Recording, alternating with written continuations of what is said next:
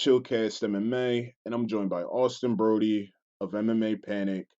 And right off the bat, we know this past weekend, January 18th, 2020, was UFC 246. And I completely missed this one. I completely got it wrong. It was Conor McGregor taking on Donald Cerrone. I had Donald Cerrone getting the TKO later on in the fight, somewhere around the fourth round. Clearly, I was wrong. Clearly, I was off the mark. You saw this one a lot more closer to how it actually played out. So, what is it that you actually saw heading into this fight from Conor McGregor that you feel like he was able to pull out in the fight? Yeah, well, first off, I predicted it would be a second round TKO for Connor. I thought he'd hurt him in the first, but not be able to get him out of there. So, what he did was just, beyond my expectations. But what he did was what we said, you have to get after Cowboy early. He's somewhat of a slow starter. The longer the fight goes, the more it's in his favor. And, I mean, Connor apparently took that to heart, He came out right away with that left hand. And as soon as they got in the clinch, he went straight to doing damage with the shoulders and with the knee. And then he hit him with a head kick, and that was it. But yeah, he got right. His mindset was to do damage right away, and that's what I was hoping he would do. I just didn't think it would all add up that fast. I thought it might take midway through the second, but he got him out of there in 40 seconds, which was pretty impressive. Yeah, and it's just crazy because you look at him heading into this fight, and I'm talking about Conor McGregor. It's like there was all these questions.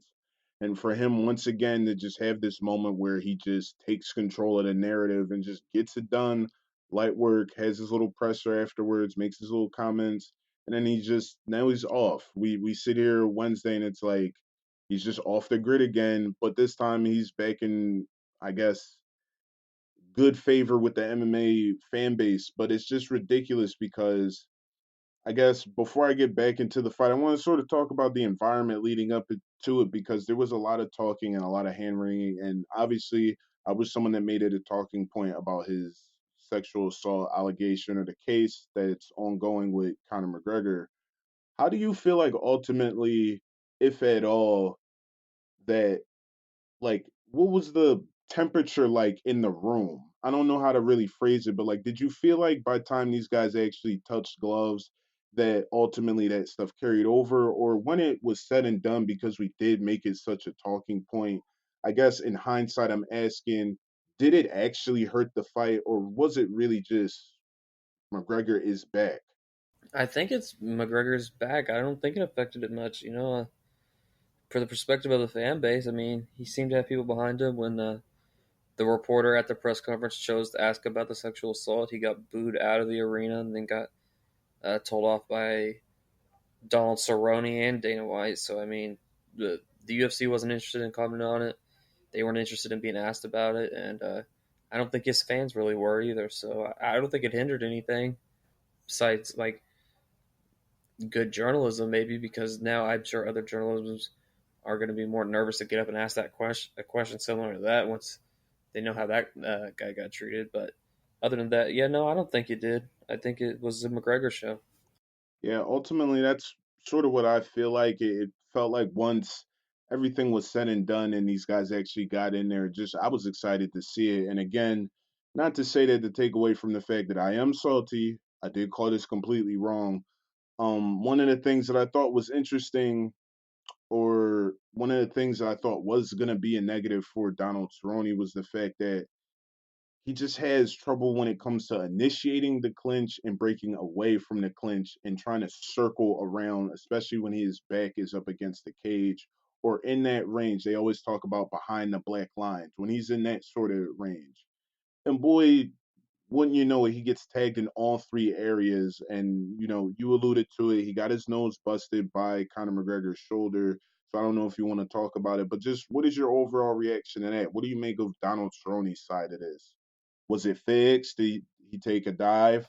I definitely don't think that. I think he just got man. He just got blitzkrieged. He got overwhelmed and hurt and finished right away. I mean, we've seen it happen to him before. We've seen it happen to him against in his title fight against RDA. RDA did a similar thing. I don't think it was quite as fast, but he folded him up with a body shot, and that was all she wrote. We've seen it happen to him before.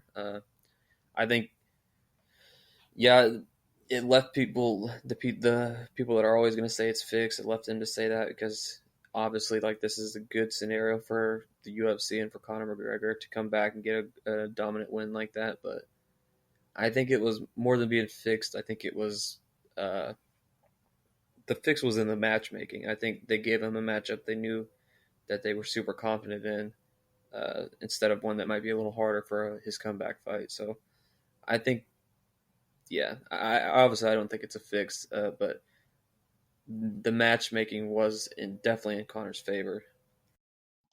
It definitely was, and I'm with you. I don't think it was a fix at all. It's just these guys are fast, and by these guys, I'm referring to MMA fans. It's like you guys are fast.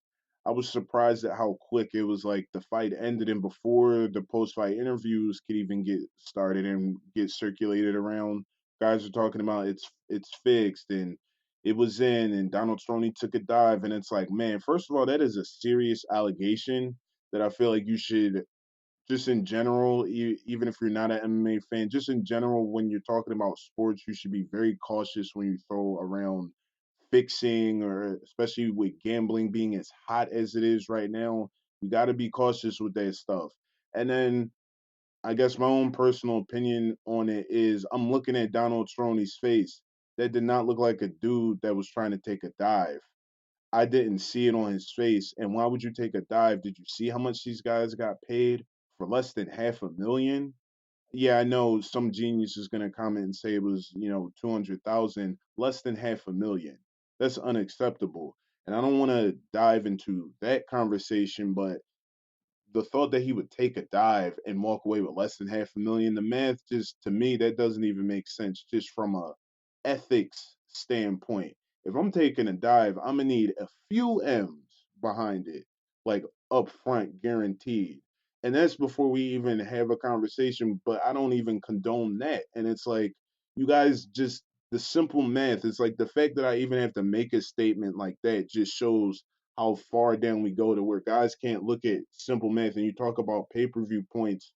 Where are they? We don't know that Donald Cerrone got it because one of the major points that made Conor McGregor stall out when it was coming to make this fight, people forget, was the fact that he wasn't going to get pay per view points, or there was talk of that. So if he was in talks with not getting pay per view points, where in the world do you think Donald Cerrone was coming from? And you think he's going to take a dive? Nah, I just couldn't buy it. I honestly found it offensive, and especially because we can clown Stephen A. Smith, and we'll get to that. But we can clown Stephen A. Smith, but yet we yap out the other side of our mouth just as fast talking about Donald Cerrone took a dive when he's not even guaranteed millions. Look at the look on the guy's face. So that was just my sort of takeaway on it. But any sort of thoughts on that angle of it? Yeah, I think it's mostly just wild people that are just like contrarians and they want to say stuff like that, you know. But you're right; they should be careful. I mean, the UFC has proven they'll sue you over saying that it's fixed, because you know if one fight is fixed, it ruins the whole legitimacy of everything. So that's it's never been worth it for, like you said, it's not worth it for Cowboy, it's not worth it for Connor, it's not worth it for the UFC. So it just doesn't make any sense. But you're always going to have that small minority that says the most ridiculous thing after fight week. It's just one of those things where it's like, after fight week, I get it, but before the guys can even get a mic in front of them, you guys are, and we talk about everyone else, quote unquote, steering the narrative. Boy, is that a hell of a way to steer the story. And I guess that sort of brings me to the point that you actually brought up first. So I guess I'll hand it back over to you. Stephen A. Smith, MMA. To that you say, Bad idea, because I think there's people that work for ESPN that actually know about MMA and love it and respect it that could be commented on it and do a way better job than he's doing. I don't even think it's a criticism of him. For the sports he covers and is knowledgeable about, I think he's good. But time and time again, these talking sport heads that don't know anything about the sport say the most ridiculous things. It's because they don't even have the knowledge to know how ridiculous they sound. You know, Skip Bayless back in the day said that Nate Diaz was a sumo style wrestler. Like, so these are the kind of comments that people like this are making. So it just doesn't make sense. I know maybe they want to, in their eyes, legitimize the sport by saying this is our biggest sport talking sports guy, and we're gonna have him cover your sport. But you put any number of the people that work for ESPN, Okamoto or Ariel Hawani or Chael Sonnen or any of these people up there, and they'll do a million times of a better job. And you won't have every hardcore MMA fan offended the next day. So I just think it's a bad idea. I'm not gonna go on a rant. I'm just because everyone else has said it, but I'm with you. Bad idea. If you're gonna quote unquote run a head honcho out there, give me Max Kellerman. The guy has boxing know-how, like know-how and knowledge, and obviously he has his own show that is currently running, and he's doing things as far as boxing to where it would make sense if he wanted to get a little bit of that cross buzz, so to speak. But Stephen A. Smith is just like, come on now, like, dude, you guys run him out to everything. And now I understand when people in golf or tennis, swimming, any other sport, when they hear him make a comment about it and it gets millions of views, I'm always looking like, why aren't you guys appreciative? This guy is like giving you guys more buzz by giving you guys a 10-minute spot than you guys have gotten all year. I used to think that way until he started talking about MMA. Now I'm like, you need to zip it because you speaking a whole lot of nonsense that's reaching a lot of people very fast. So I'm with you on that. But to move ahead, because there were other fights on this card. What did you make of the main card, so to speak? What did you make of sort of the action leading up to it? Did you feel like this card overall did it deliver? I think it was okay. I think the main event was exciting. It wasn't the most exciting fight card of all time. I mean, the co-main event with Holly and Raquel wasn't anything to write about really. Uh, Diego Ferrer upset Anthony Pettis. That was a good one. But to be honest, like right now, I'm blanking on the other two. So I yeah, that's how it kind of was in my head. It was Alexei Olenek tapped out Maurice Green, and then Brian Kelleher won. But yeah, it was kind of a so-so card. It's definitely a top-heavy card, that's for sure. My fighter, I guess, to sort of answer that or to dovetail for your answer, my fighter of the card, if I had to pick one outside of Conor McGregor because of everything we sort of talked about, for me will be Alexei Oleinik because it feels like that fight against Maurice Green. I know the whole card and the whole undercard portion of it was sort of flying under the radar, but it felt like that fight in particular, for it being so high up, was it was just ghost town. No one was talking about it. And I guess you can look at some of the analytics and see, like, if you want to draw a correlation or whatever. Conor McGregor, he played his role, so I'm not complaining. It just is what it is. But for Olenek to go in there and pull off the upset, and even if he was an odds-on favorite, it's an upset just in terms of who the UFC was pulling for. We all know this, and it's like just as far as PR schemes and long term and things like that. But it's like Olenek, he snuck in. He actually had a good fight. I know people were complaining because it's getting close to that hour and you waiting for the main event guys to make the walk and all that. But I gotta say, like, Olenek, it's like you can see the guy's a legit veteran, and he completely caught me off guard because the way that he was ending that fight against Maurice Green, I'll never. It's like one of those moments where I'm like, oh snaps. Um, the way that he went to go end the armbar, I thought that when he was flopping to his side, that he was doing that because he was exhausted. If you go back and look at it, when I say flop to his side, if you go back and watch the fight, you'll know what I mean when I say that. But when he quote unquote flops to his side, he's actually adjusting the position of the armbar and making it completely tighter, and that's what ultimately forced the tap from Maurice Green. But it's just crazy. It's like that's the sort of when you see stuff like that, that lets you know like this guy, he knows layers and there's levels to his jujitsu. He's not just a one trick pony. So I guess for you, is there another fighter on the card you want to sort of highlight? Who else do you think sort of delivered and lived up to the moment? Because the lights were on for this one. Yeah, yeah, I like to look at Alexi's performance too. I mean, dude, he's so dangerous on the ground, and Maurice actually did a decent job of defending for as long as he could. But I think if I had to, other than like Connor, if I had to pick like breakthrough fire in the card or whatever, it would probably be the headliner of the prelims, and it'd be Roxanne Modafferi. She put on a great performance against Macy Barber, who came in with a lot of hype.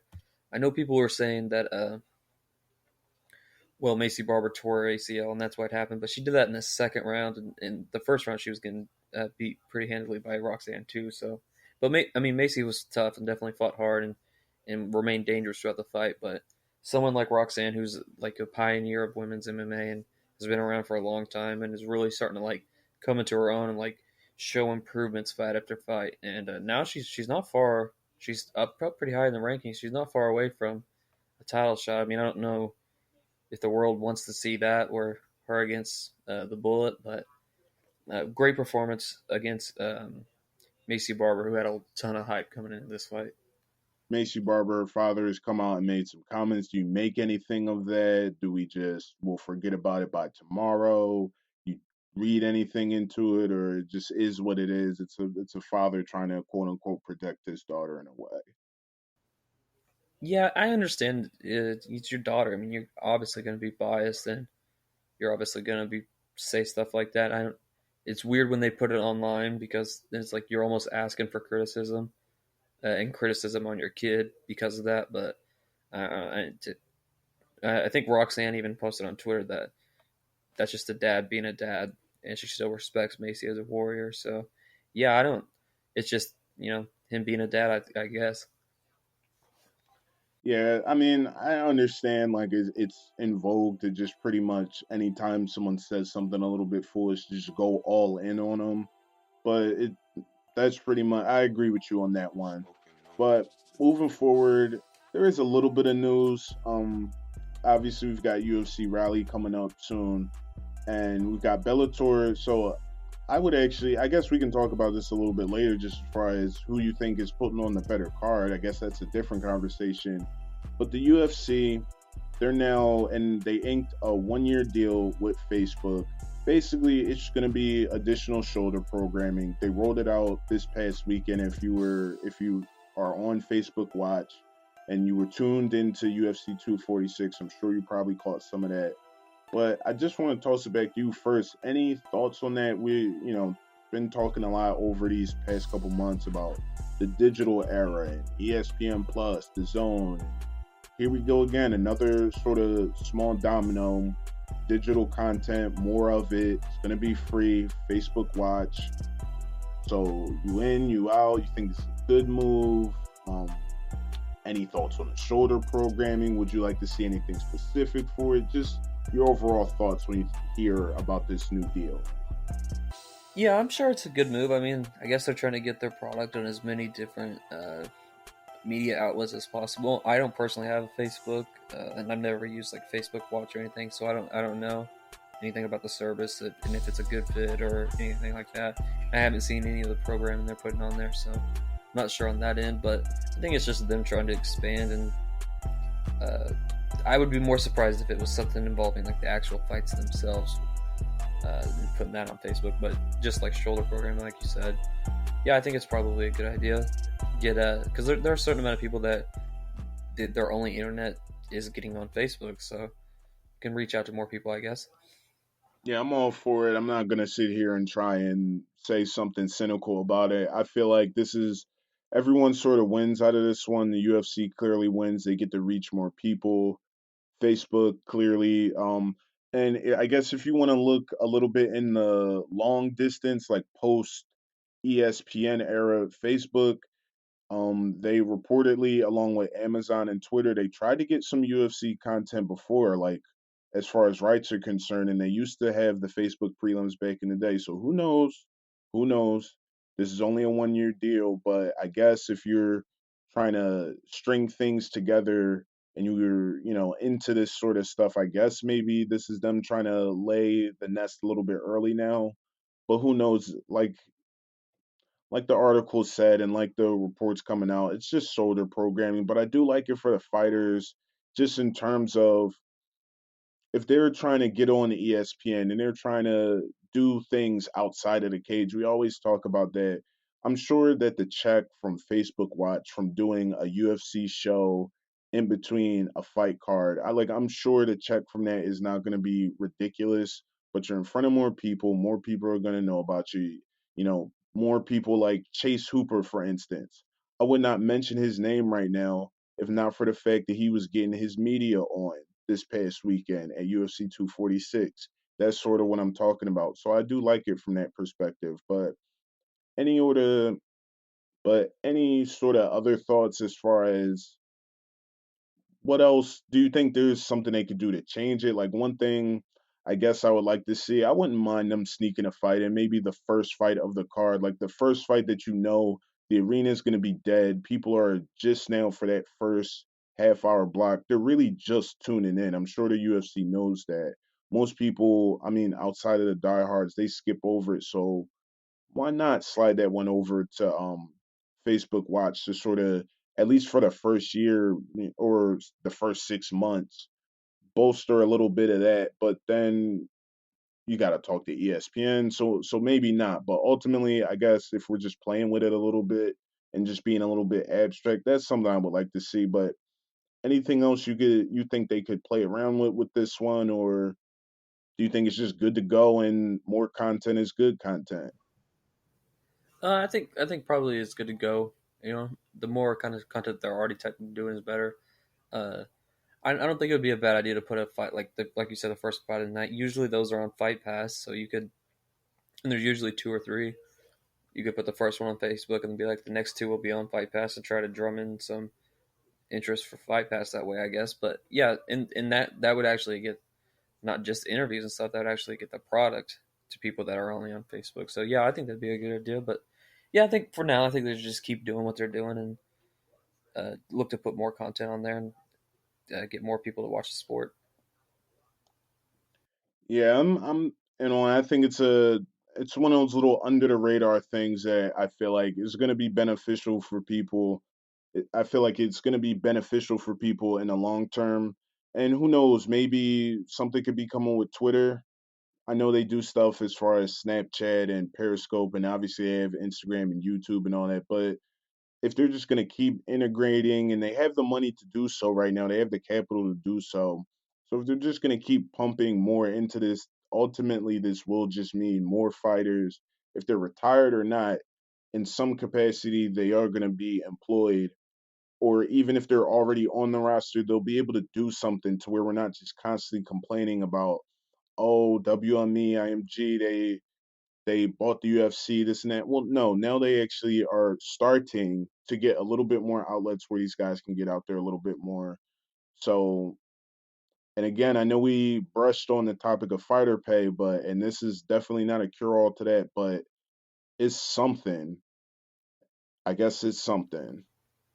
Yeah, I agree. And like you pointed out earlier with Chase Hooper, like he had the viral video of pretending to be Ben Askren's son and interviewing Jorge Masvidal. And the more opportunities you give fighters like that, the more we get to see their personalities, and the better chance they have of becoming like mainstream uh, stars, the way Connor and some other fighters have been. So yeah, I think it's all good stuff. Yep. And I guess to sort of I guess that was just sort of like a little under the radar, sort of in the middle topic. But I guess to put a bow on UFC 246, now that it's said and done, it's it came and went. We're here this Wednesday. What are your overall thoughts on it? How do you think how will we look back on this event? What do you think some of the major takeaways are for Conor McGregor? Who's next for him? Do we do the BMF title fight? Is now the time for the Nate Diaz trilogy? And then for Donald Cerrone, what's up with him? Should he retire? Should he try for one more go at it? Or should he stay at 170? What do you sort of make of it for him? Just sort of, I guess, how do you put a bow on the UFC 246 experience? Uh, I think it was just a good card for McGregor to get back into the swing of things, get another win under his belt, uh, put a little bit, legitimize himself a little bit. As far as what's next, I don't know, man. We had a lot of questions, and I don't totally think a lot of them got answered. I think a lot of us expected Connor to get on the mic and kind of proclaim what is next, and he hasn't really said what is exactly next.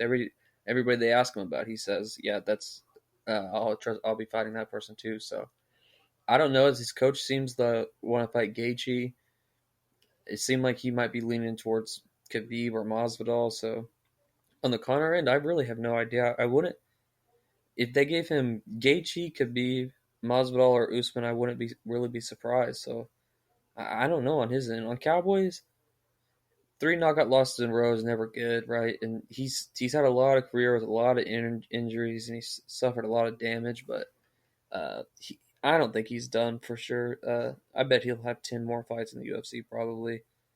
Um, he just has whatever it is. He just has the problem with the slow starting thing, and he has the problem of when there's a lot of pressure, he tends to fold, and that sucks. I mean, and maybe that's something he can fix, but I don't I don't know if he'll ever get the big fight, a championship fight or a big fight like this ever again.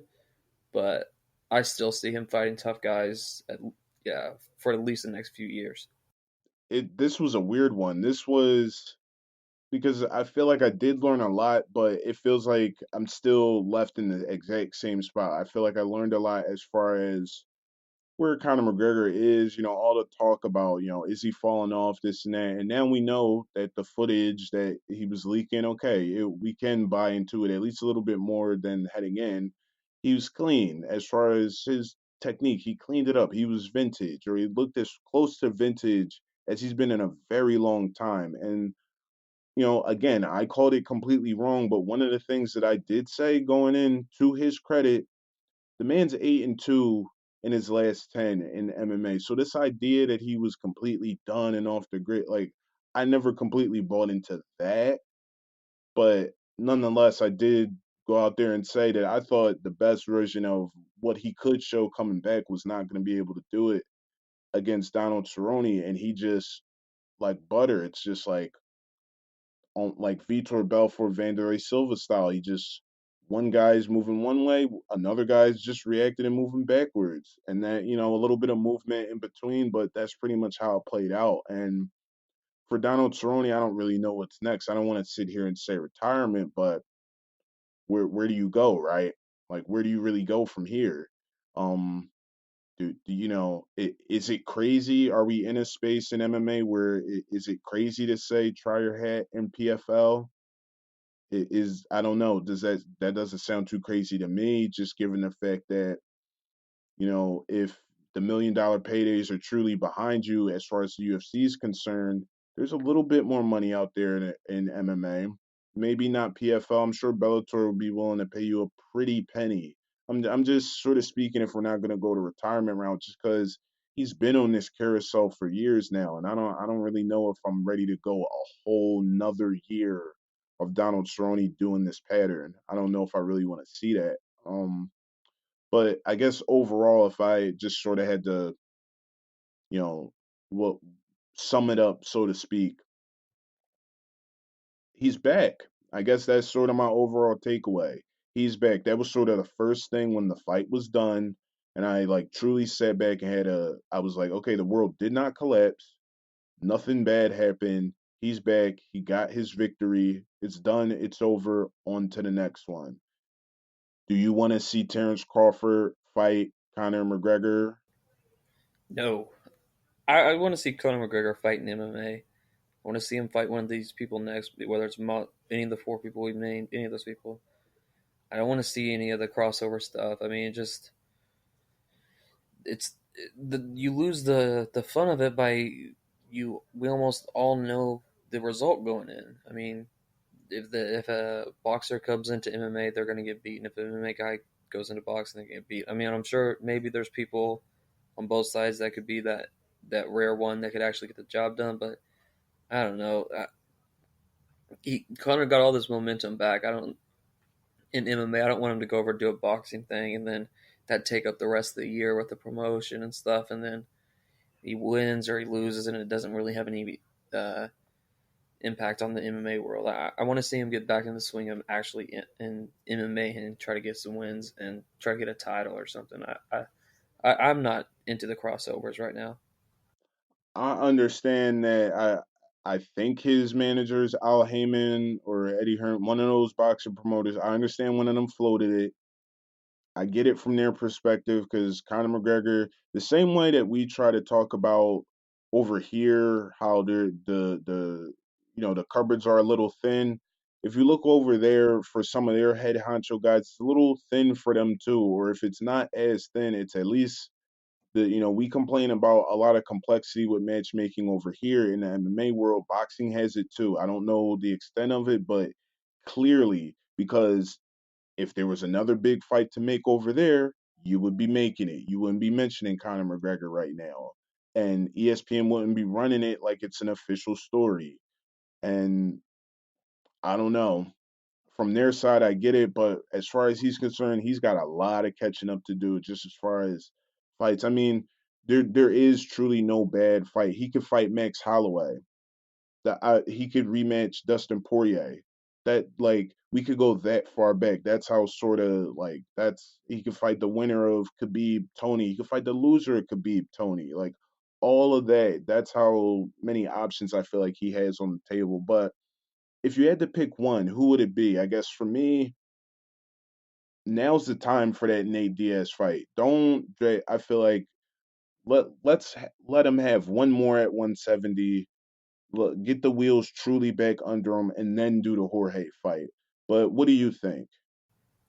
Oh man, I see. I was ready to say the Jorge fight, but what you just said sounded good. But yeah, I say do the Jorge fight. I mean, if you wait around, then they'll probably give Jorge the Usman fight. That happens, then who knows? One of the Jorge could lose his steam. He could get smothered for 5 rounds or whatever it was. So you might lose that opportunity. Whereas the Nate Diaz fight, I think, is probably always going to be there. And I think this is kind of what this Cowboy fight was in the UFC's eyes. I wanted to like for Conor to get his feet under him and get some momentum back. So for me, as we stand right now, I want to see him fight Masvidal. Hey, that's definitely not a bad choice. And I guess you're right about that. And also, I guess when you said that you don't want to play with fire, that sort of made me think from the McGregor side of it. Like, what if he does lose to Nate Diaz? Then what? So, hey, I'm not against any of it, just as long as it's in MMA. But I guess before we get out of here or start to wrap it up, are there anything else you feel like we sort of missed? Any other fighters on the card you want to highlight? Sadiq Youssef, he showed up big time. And so did Andre Fili, I feel like, to his credit as well. Anything else you sort of want to touch on before we sort of move on from UFC 246? No, I think we basically covered everything. All right. Before we, I guess before we get out of here, Usman's Twitter. We're not gonna dive too deep into that, but I'm just gonna assume you know what happened with Usman's Twitter getting hacked and some of the weird tweets and this and that. I just want to ask, do you think Ali had something to do with that? I don't know because it doesn't seem unlike him. I'll definitely say that. But the severity of how it was and how it wasn't just going at like Connor, it was going at many people. I truly kind of think he got hacked. But man, if the news broke that it was Ali, that wouldn't totally surprise me either. What do you think? Oh yeah, Ali did that. I think Ali did that one. Um, but it's seriously, just when I was looking at it, I'm like, okay, Ali did it. And then when I start seeing the little hacker profiles pop up here and there, I'm like, okay, so he Ali probably paid money to someone to do something and then it just went completely left. And he had them do that to try and cover up the initial stuff because the UFC doesn't really take kindly to dropping the N word and he just was dropping it on the first couple ones. I don't know. It was weird. I'm not gonna sit here and try to make sense out of that Twitter madness, but ultimately, and I guess what does it really matter? Because Usman got a little SEO bump from that. His analytics shot through the roof for that. He was like the third trending thing that whole night. So I'm sure ultimately, as we sit here now, I'm sure he's whatever about it. But oh yeah, Ali got his hands a little dirty on that one. Yeah, like I said, it wouldn't surprise me. And then when they asked Connor about it in the press conference, he had that similar thought too. He was like, "It reeks of Ollie, like the way stuff's worded and stuff like that." And yeah, I don't. It seems too ridiculous to me. But then I have to realize who I'm talking about, and then it doesn't seem so ridiculous. It's just, but like you said, man, you could just say it's the hackers, and then look at how much his name was out there and stuff like that. And at the same time, you are saying some pretty foul things to Conor McGregor right before his fight. And you know he hates Conor McGregor. He hates him so much he goes and sits front row at his fights and stuff. So I don't know, but it wouldn't surprise me if it was. Yeah, and then the thing that was weird to me was when he's like, "Oh, Usman, he got his Twitter hacked. We're gonna contact the UFC to get them to work on it." Ali, you're the manager. Contact Twitter. What are you talking about? You gotta go to the see. That's the stuff where people start talking and asking questions. Then we start getting into the PFL and what's going on. See, it just digs into all that when you make comments like that. Probably not even thinking. It's like you show your hand when you're not even thinking. Any real manager would never even make a tweet. They would just be on the phone with Twitter immediately. What are you talking about? You're not about to ruin my client's name and brand while he's front row at the biggest fight of the year? No. To kick the year off, the new decade off? No. But what does Ali do? I'm going to contact the UFC right away. Okay, so you make it at what you will. I just thought that was interesting. But before we get out of here, is there anything else? I know it's a little bit slow right now in the days after, but anything else you want to touch on? Any sort of under the radar topics at all you feel like we missed? No, I think we basically covered everything. That's on the top of my brain right now. All right, so I guess before we get out of here, Austin, let the people know where they can find you, social media, websites, anything like that. Yeah, I'm on Twitter at MMA Panic, and the website is MMAPanic.com. All right, you heard it there. You can find Austin on Twitter at MMA Panic, website MMAPanic.com. And as always, you can find me on Twitter at Nixon_speaks. And I'll see you guys later on in the week.